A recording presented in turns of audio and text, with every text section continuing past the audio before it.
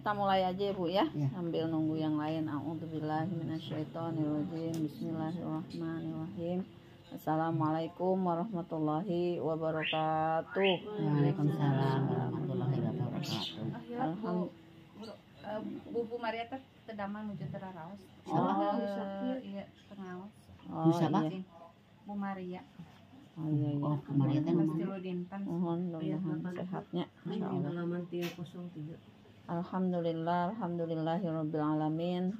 Wa bihi nasta'in wa ala umuri dunya waddin. Wassalatu wassalamu ala asrofil anbiya'i wal mursalin. Sayyidina wa maulana Muhammadin sallallahu alaihi wasallam.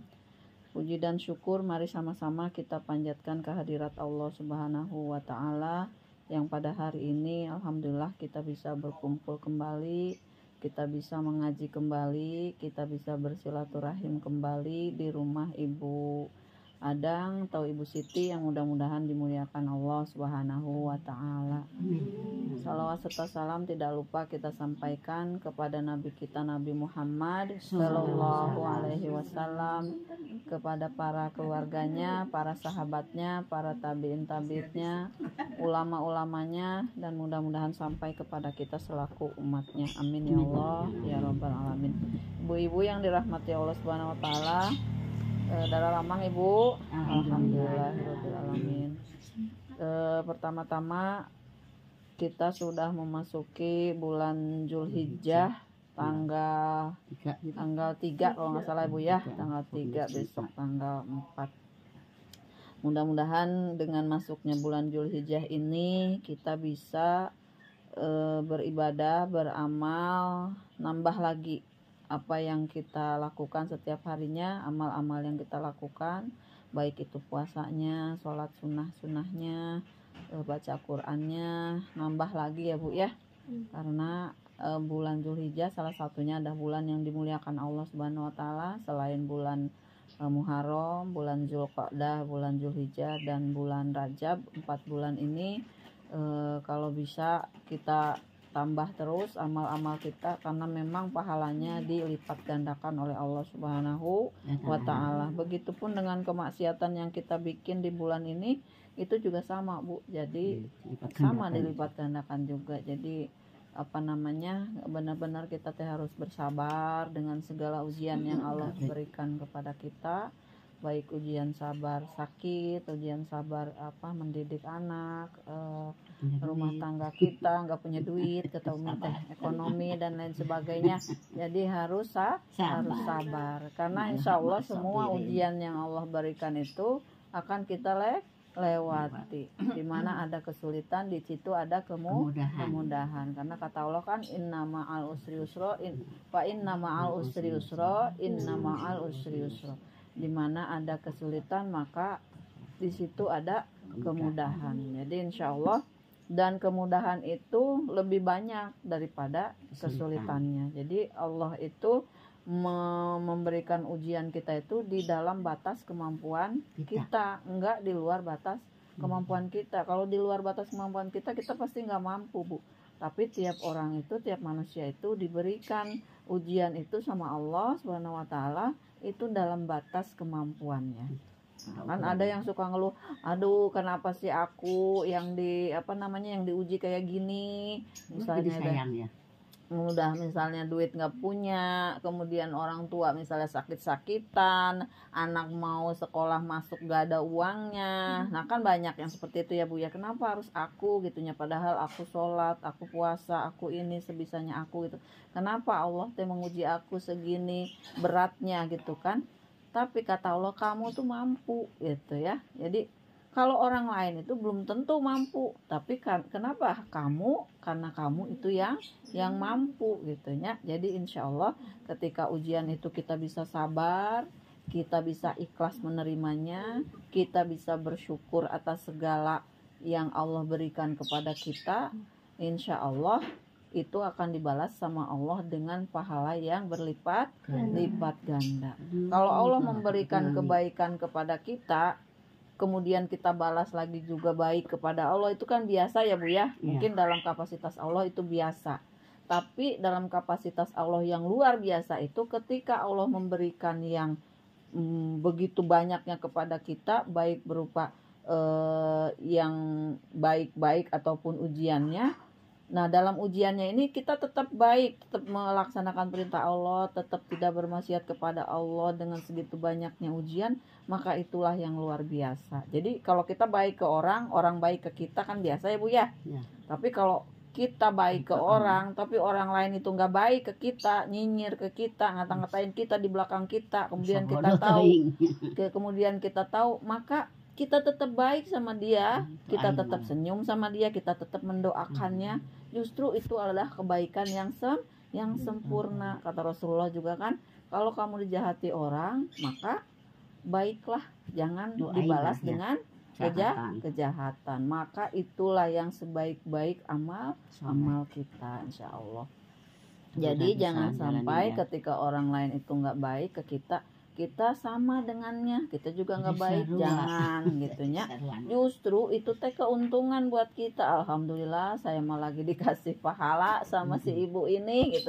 Malah itu sebenarnya itu keuntungan buat kita. Jadi kalau kita dijahati orang, nggak baikin sama orang, diomong-omongin sama orang tentang kejelekan kita, itu sebenarnya ladang pahala buat kita Bu. Jadi sebenarnya itu keuntungan buat kita. Dosanya kita berkurang, atau misalnya ke dia ya, nah pahalanya dia yang dia lakukan ke kita, bukankah itu keuntungan untuk kita? Jadi semua itu ada hikmahnya, itu semuanya baik.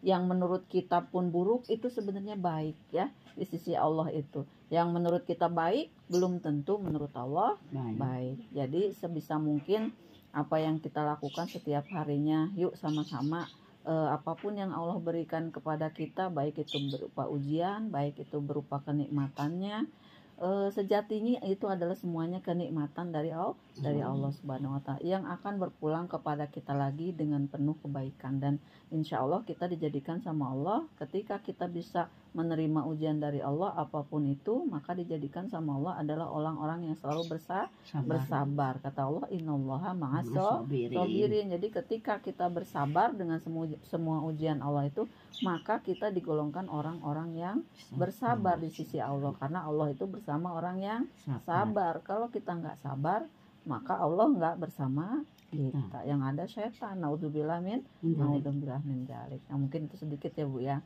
Jadi perbanyak amal ibadah, perbanyak sholat sunnah, perbanyak membaca Quran. Semuanya kalau perlu kita perbanyak sebisa kita ya Bu ya. Kalau ada waktu, karena benar-benar waktu-waktu ini adalah waktu-waktu yang berlipat-lipat yang kita cari, karena di sana itu kita perjalanan kita jauh ya Bu ya. Kalau di dunia cuma sebentar, mungkin 100 tahun juga kurang kali ya kalau umatnya Rasulullah. Ada yang 80, 70. Kalau di akhirat itu selama-lamanya. Mangga. Waalaikumsalam warahmatullahi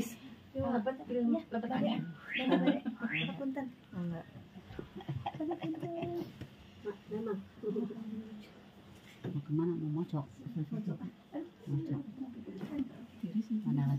Jadi ketika kita di dunia itu perjalanan kita hanya sebentar, paling banter 63 tahun tuh udah ada bonus ya Bu, 64 tahun tuh udah bonus, karena umurnya umat Nabi Muhammad itu sebentar, nggak lama.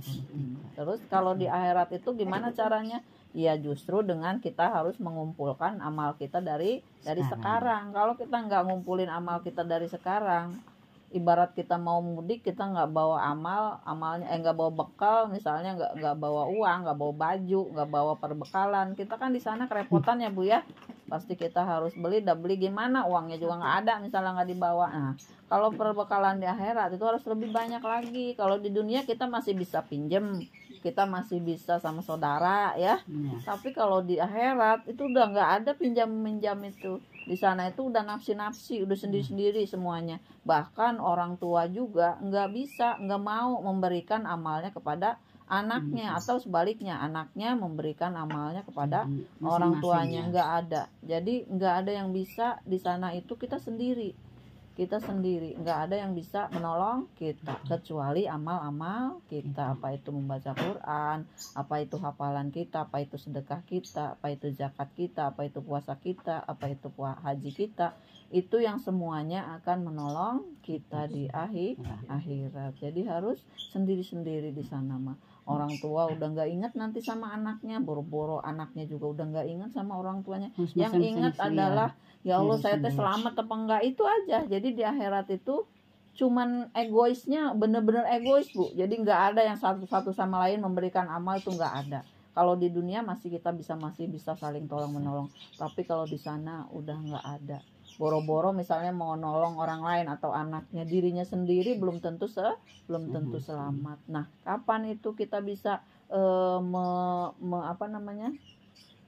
menabung amal kita? Ya di dunia, nggak ada di tempat lain, karena satu-satunya perjalanan kita sekarang adalah untuk ibadah. Jadi ibadah ini untuk mengumpulkan amal-amal kita di akhirat. Kalau enggak saatnya sekarang, kapan lagi gitu. Karena kan kadang ada yang pengennya sholatnya nanti aja kalau udah tua, ada yang begitu, nanti aja kalau udah ini, nanti aja ke masjid mah, nanti aja, tahu-tahu besok dipanggil Allah. Naudzubillah min dzalik. Jadi kalau enggak sekarang, kapan lagi? Makanya kemarin saya mikir buat minggu depan teh udah lebaran ya, udah Idul Adha. Sekarang memang banyak yang libur, tapi sayang, kata saya teh, sayang kalau sekarang nggak ngaji, karena minggu depan kan libur, nggak mungkin kita lebaran kita ngaji kan, nggak mungkin. Jadi ya udah, nggak apa-apa sekarang aja. Iya, insya Allah Haji Akbar, minggu depan itu Haji Akbar, insya Allah di sana dapat. Ya mudah-mudahan dengan apa yang kita lakukan, pengajian kita, baca Quran kita diterima Allah Subhanahu Wa Taala ya Bu ya. Dari awal dulu kita ngaji sampai sekarang, mudah-mudahan Allah terima, mudah-mudahan. Bapak kesini tuh karunya di luar.